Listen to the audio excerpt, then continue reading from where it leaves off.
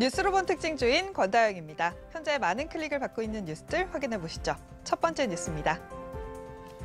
하반기 경제정책 방향 비단 내고 20조 플러스 알파 재정 투입, 브렉시트 구조조정 파고 넘을까 뉴스입니다. 이 브렉시트와 부실 기업 구조조정의 악영향을 최소화하기 위해서 추경을 편성을 했습니다. 이 경기 진작과 재정 건전성 확보라는 두 마리 토끼를 잡는 것이 목표라고 하는데요. 하지만 구체적인 지출 내역이 없기 때문에 선심성 예산이 추가될 가능성이 높아 재정 효과가 떨어질 것이 우려되고 있다고 합니다. 두 번째 뉴스입니다. 낡은 경유차 바꾸면 143만 원 준다 뉴스입니다. 이 하반기 경제정책 방향에서 발표된 내용인데요. 연말까지 노후한 경유차를 새 승용차로 바꾸면 세금을 최대 143만 원까지 할인해 준다고 하고요. 또한 다음 달부터 가전제품은 가격의 10% 환급도 해주는 내용도 포함되어 있다고 합니다. 세 번째 뉴스입니다. 국민은행도 가세 불붙는 모바일 뱅킹 시장 뉴스입니다. 우리은행의 미비뱅크, 국민은행의 리브가 출시되면서 모바일 뱅킹 경쟁이 가열되고 있는데요. 이 모바일 은행은 새로운 수익원 창출은 물론이고 젊은 층을 대상으로 한 마케팅 차원에서 효과가 큰 편이라고 합니다. 다음 뉴스 살펴보시죠. 대리운전 진출 한 달 만에 가격 내린 카데리 뉴스입니다. 이 카카오의 첫 오투어 수익 서비스 모델 카카오 드라이버가 기존 대리운전 서비스에 비해서 가격이 비싸고 또한 일부 시간과 지역에서 매칭 성공률이 높지 않다는 점을 지적받아왔습니다. 또한 기존 업체들과의 마찰도 해결해야 할 문제라고 지적받고 있습니다. 다음 뉴스입니다. CJ 한국 맥도날드 인수 추진 뉴스입니다. CJ그룹이 한국 맥도날드 예비 입찰에 참여를 했는데요. 이 매각가는 3천억 원에서 5천억 원으로 관측이 되고 있습니다. 하지만 미국 맥도날드 본사에서 중국과 한국의 맥도날드를 함께 매각하는 안을 지금 선호하고 있기 때문에 함께 인수하려는 자가 나타난다면 CJ는 우선순위에서 밀릴 수도 있다는 분석이 나오고 있습니다. 마지막 뉴스입니다. 우유 원료 원유값 내린다. 가격 연동제 시행 후 처음 뉴스입니다. 이 리터당 18원이 올해 인하가 됐는데요. 8월 1일부터 1년 동안 이 가격이 적용이 된다고 합니다. 올해는 소비자 물가 상승 등 인상 요인이 있기는 했지만 우유 생산비가 줄어 가격을 인하할 수 있었다는 분석입니다. 지금까지 뉴스 확인해봤고요. 관련 특징주들 확인해 보도록 하겠습니다. 현재 시장이 많이 힘을 내주는 모습입니다. 가장 먼저 NHN 사이버 결제 살펴보실까요? 코스닥 시총 상위 종목부터 함께 살펴보겠습니다. 오늘 대부분 함께 상승하고 있는데요. 바이로메드, 코미팜 모두 1%, 2%대 함께 상승하고 있습니다. CJ 이오테크닉스도 2% 넘는 상승을 보이면서 코스피 시장보다는 코스닥 시장이 더 많은 상승을 보여주고 있습니다. 다음 종목도 함께 살펴보시죠. NHN 한국사이버결제입니다. NHN 사이버결제와 KG 이니시스가 사고 지분 취득 소식에 오늘 강세를 나타내고 있는데요. 현재 15% 넘는 강세 이어가고 있고요. 오늘 사이버결제 관련주들 모두 상승하고 있습니다. 마지막으로 건설주도 살펴보실까요? 오늘 함께 시장이 좋은 소시장이 상승하면서 건설주들도 함께 상승하고 있는데요. 오늘 대우건설도 2%, 삼성엔지니어링, 대림산업, 두산건설 모두 1%대 상승을 나타내면서 건설주들 상승하고 있습니다. 지금까지 뉴스로본 특징 주인 권다영이었습니다. 네, 뉴스 확인해봤습니다. 상당히 다양한 뉴스들이 브렉시트 이후로 나타나고 있는 상황인데요. 어떤 이슈들이 있는지 지금부터 짚어보겠습니다. 토지 인베스트먼트 김영석 대표 함께합니다. 어서 오세요. 네, 안녕하세요. 가장 눈에 띄는 거 개인적으로 1위를 붙여보자면 네. 공매도 그렇죠. 공시를 이제 네. 사전에 한다라는 이야기입니다. 감독이 강화되고 있다라고 이야기가 나오고 있고요. 근데 기대 효과를 놓고 시각은 굉장히 엇갈리고 있습니다. 개인적인 의견은 어떠세요? 일단 공매도 이번 도입이 되면 일단 첫 번째로 공매도 하시는 분들 대부분 이제 증권사의 프랍 트레이더들이 가장 많이 이제 공매도를 쓰고 있다라는 부분들 확인할 수가 있겠는데요. 일단 매매를 할 때 이게 빈번하게 공매도가 일어나고 또 상환이 일어나는 이런 업종 같은 종목 같은 경우에는 상당히 트레이더들한테는 굉장히 귀찮게 굴 수 있는 그런 요소예요. 귀찮다 보면은 이게 돈이 얼마 되지도 않는데 이걸 먹기 위해서 계속 이런 일을 반복을 해야 될까라는 그런 의구심에 점진적인 공매도에 대한 거래 수준 자체가 좀 줄어들 거다라는 말씀 드려보겠고요. 일단 기본적으로 프랍 트레이더들이 기존에 공매도를 어떻게 사용을 했냐면 기본적으로 주식을 매도를 하고 주식 선물을 매수를 하면서 그 양 사이드에 벌어져 있는 그 갭 차이만큼의 수익을 무위험으로 차지하는 그런 수익 때문에 공매도를 많이 활용을 했었습니다. 아마 이제 김진영 앵커님 이 공매도 하면 떠오르는 종목이 뭐가 있을까요? 뭐 개인 투자자들에겐 또 아픈 기억일 수도 있는데요. 공매도 하면은 셀트리온 생각이 나죠. 관련 뉴스도 많았었고요. 맞아요. 네. 그 셀트리온 같은 경우에 보면 이제 일전에는 주주들이 막 이제 우리 쪽 대주 거래가 안 되는 대차 네. 거래가 안 되는 증권사로 옮겨가자. 옮기자. 예, 이런 활동도 있으면서 주가가 상당히 12만 9천 원 최고치를 기록을 한 적이 있었어요. 그 와중에서 보면 결국에는 이제 그 뭐 대차 거래 쪽에 대한 부분들 개인 투자자들도 엄청나게 예민하게 반응을 하고 있고 이러한 과정에서도 중간에 이제 환매가 일어난다든지 쇼커버링이 들어오는 그런 상황까지 발생을 했었는데요.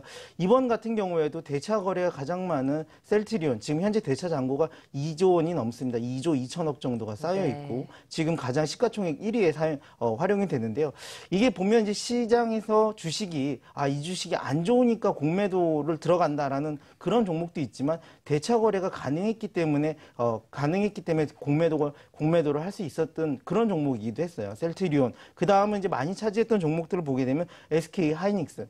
개인 투자자분들이 가장 좋아하는 건데 어디서 뭔가 계속 기관들의 매물이 계속 쏟아져 나오는 이런 종목들이었거든요. 이런 종목들 같은 경우에는 상당히 이번 공시 제도로 인해서 귀찮게 그러니까 트레이더들을 귀찮게 하면 이거 얼마 되지도 않는 거를 얼마 조금 남겨 먹으려고 이걸 이렇게 빈번히 공시를 해야 되나 하는 굉장한 불만을 많이 갖고 있을 그렇죠. 거예요. 이제 그런 와중에서도 점진적인 이런 거래들은 조금씩은 줄어들겠다라는 의견 한번 드려보고 싶습니다. 점차적으로 뭔가 주식시장이 투명해지고요. 네. 있는 것 같아요. 접근도 더 용이하고 그렇습니다. 뭔가 더 오픈되어 있고 네. 공매도 같은 경우에는 워낙에 피해를 보는 분들이 많기 때문에 이런 제도가 활성화돼야 된다라고 생각하시는 분들도 많을 것 같습니다. 오늘 주식시장에 가장 밀접한 부분이기 때문에 첫 번째 뉴스로 확인을 해봤습니다. KG이니시스와 NHN엔터테인먼트가 상호 지분 취득 소식을 전했습니다. 이렇게 되면 뭐 거의 투탑이라고 할 수 있는데 네, 그렇습니다. 시장을 선점할 것으로 예상이 되고 있습니다.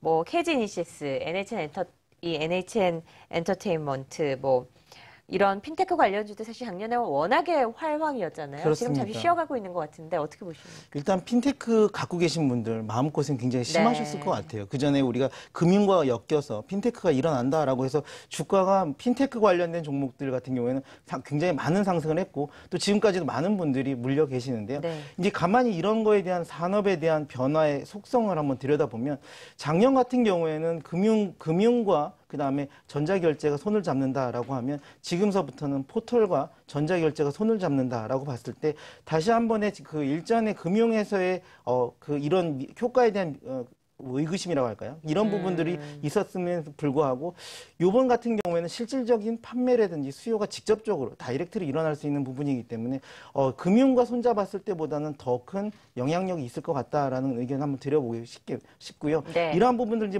전자결제 관련된 부분들 여러 가지 다양한 방면에서 진행이 되고 있습니다. 그런 의미에서 지금 오늘은 이제 이런 뉴스로 급등을 했지만 한번 조정을 거치고 중장기적인 입장에서 봤을 때 지속적인 우상향에서 중장기 다시 한번 잡아보는 거 좋겠고요. 일전에 이제 그 핀테크 관련돼 갖고 너무 고가에 잡으셨던 분들은 네. 이번 기회에 좀 매수 심리가 바뀔 수도 있을 것 같아요. 그럴 때 적당하게 한번 물타기를 할 수 있는 좋은 시점이 아닌가. 일단 전체적인 수급 자체가 한번 살아나는 시점에서 이런 타이밍에서 한번 물을 타갖고 좀 더 수익을 높게 낼 수 있는 그런 타이밍이 아닌가라는 의견 드려보고 싶습니다. 사실 4월 말에 저는 다시 살아나는 줄 알았어요. 주가가 한번 뛰었기 때문에. 네. 근데 그 이후로 좀 힘을 잃고 주저앉았는데 이번을 계기로 다시금 상승을 해서 물려있는 많은 분들이 그 구간까지 좀 올라갔으면 하는 바람이 있습니다. 어차피 업종 순환매도 일어날 수 있을 것 같고요. 그렇습니다. 다시 한번 부각받는다면 시장에서 주가가 상승하는 것은 시간 문제니까요. 좀 기다려보도록 하시죠.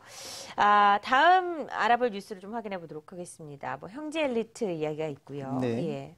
일단 그 형제 엘리트가 어제죠. 중국의 교복 시장에 진출한다. 사실 오래된 얘기예요. 네. 이런데 혹시 김정희 앵커님 중국에 네. 학생 수가 몇 명 정도 되는지 아세요? 상상 안 가는데 중국의 학생 수만 우리나라 인구 수 훌쩍 뛰어넘을 것 같은 느낌. 일단은 전체적인 중국 인구 자체가 추정이 잘 안 돼요. 네. 그러니까 16억 인구다, 13억 네네네. 인구다 이렇게 얘기를 하는데 인구 컨센서스 조사를 하게 되면 기본 인구가 최소한 이제 14억 이상이다라는 건 확실한 거고 네. 그 중에서 이제 중국의 학생 수가 1억 6천만 명 정도 된다. 훨씬 뛰어넘네요. 네, 예. 훨씬 많습니다. 우리나라 네. 인구보다. 그런데 이 지금 중국의 교복 시장을 진출한다라는 뉴스에 이제 물론 충분히 단기적인 상승에 대한 긍정적인 모멘텀은 맞는데요. 아마 이제 중국에 있는 전체 학생들에 대한 교복을 다 바꿔주는 일은 아니잖아요. 그렇죠. 그러다 보니까 일단 중국에 대해서 육조 시장, 굉장히 큰 시장에 뛰어든다라고 일단은 매수세를 보고 뛰어드신 분들 많을 텐데요. 한 번쯤은 냉정하게 한번 고민을 해보셔야 될 필요가 있지 않을까라는 생각이 들어요. 단기적인 급등 구간이기도 한데다가 물론 이제 중장기적으로 봤을 때는 사업이 성장하는 가장 큰 모멘텀 중에 하나. 중국 시장을 열었다. 이런 부분에서는 굉장히 긍정적인 부분 말씀드릴 수 있겠는데요. 단기간에 그만큼 주가가 지금 2,000원에서 12,000원까지 올라왔어요. 6배를 반영을 시켰는데 이보다 더 뛰어넘으려면 중국 시장에서 교복 말고 이외에 추가적인 또 많은 브랜드들, 특히 이제 형제 엘리트 같은 경우에는 형제 INC가 예작이나 뭐 이런 그 와이셔츠에 대한 브랜드, 이런 브랜드들도 갖고 있는데 이러한 부분들도 같이 엮어서 중국으로 진출하지 않으면 여기서 추가적인 상승에는 조금 더 무리가 있지 않을까. 보수적인 시각으로 접근할 필요가 있겠다는 말씀 드려보고 싶습니다. 예, 사실상 워낙에 급등도 기록을 했었고요. 등락이 좀 심했던 종목입니다. 지금 3개월 차트가 나오고 있는데 3개월 동안 309% 그러니까 3배 이상 오른 그렇죠. 거죠. 이런 종목은 어떤 뉴스를 갖고 있던 간에 제가 좀 주의 깊게 보수적으로 살펴볼 필요가 있을 것 같다. 네, 그런 맞습니다. 이야기 들어봤습니다. 뉴프라이드와 관련된 이슈는 어떻게 보면 좀 예민하고 민감할 수 있을 것 같은데 네. 딱 제목만 놓고 보면은 지금 나오고 있는데요. 네. 좀 무섭습니다. 맞습니다. 어떻게 봐야 되나요? 일단 뉴프라이드가 굉장히 재료가 많았어요. 네. 재료라고 하면 뭐 작년 연초죠. 연초에서부터 중국의 사후 면세점 사업 진출한다 그랬고 네. 한번 주가가 크게 뜨고 나서 그랬어요. 다시 이제 원위치가 되는 그런 상황인데 이번에는 또 합법적인 대마초 사업을 진출해서 의향용하고 또 이제 대마초가 허용된 국가에다 판매를 하기 위한 그런 대마초 사업을 진출한다에 어제 오늘 강세인데요. 사실 이제 우리나라에는 현실적으로 잘 감이 안 오는 그런 사업들이에요. 보면은 이런 대마초에 관련된 건 뭐 캐나다 쪽하고 제휴를 해서 같이 한번 진행을 한다라는 얘기가 나오고 있는데요. 그동안에 이제 지지부진한 모멘텀에 뭐 단비 그동안 너무 고가권에서 사후 면세점만 바라보고 오셨던 분들이라면 최근에 이러한 이제 작은 뉴스들이 조금씩 나와줄 때 이 물량을 좀 줄여가면서 사업에 대해서 다시 한번 냉정하게 바라볼 수 있는 그런 기회를 주는 게 아닌가 이런 의견 한번 드려보고 싶습니다. 네.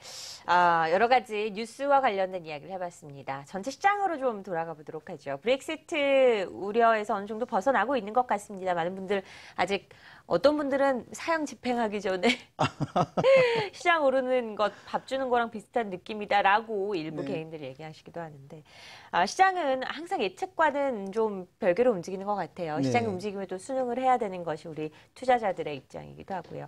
일단 시장은 안정을 찾아가고 있고 코스닥이 훨씬 더 강한 모습이 이어지고 있습니다. 어느 정도 이 우려에서 완화돼서 벗어나고 있다라고 보셔도 봐도 될지 어떻게 생각하시나요? 전체적인 수급을 보게 되면 기관과 외국인들 사실 브렉시트 전일 당일날만 공격적인 매도에 나섰고요. 그 이전과 이후를 비교했을 때는 긍정적인 매수 흐름 여전히 유지되고 있었다라는 말씀 드려보겠고 다만 이것이 뭐 당장 일어날 일에 대한 미래의 일을 하루에 충격을 주고 난 이후에 너무 과도하지 않았나 하고 단기적인 반등이다라는 의견 뭐 충분히 가능합니다.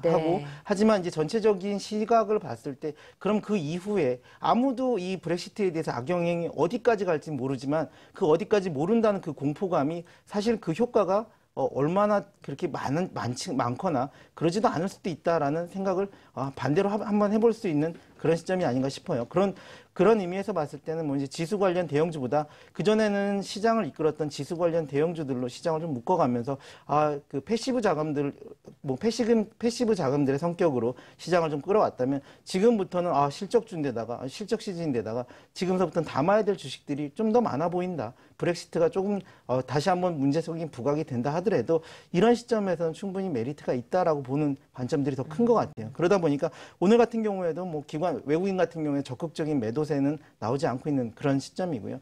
반대로 기관 같은 경우에 어제 적극적으로 사들였던 부분들에 대한 차익 매물 정도의 성격을 보면 될 것 같고 전체적으로 아직 시장에 대해서 공격적인 하방 베팅은 없다라는 걸 확인해 본 결과 추후 이후의 상승이 얼마까지 갈지 모르겠지만 아직까지는 시장에서 그렇게 나쁘지는 않을 것 같다라는 관점 계속 유지해도 나쁘지 않아 보인다라는 말씀드리고 싶습니다. 네, 시장에 대한 의견까지 들어봤습니다. 오늘 여러 가지 뉴스들 토지인베스트먼트 김영석 대표와 함께 다뤄봤습니다. 고맙습니다. 네, 감사합니다.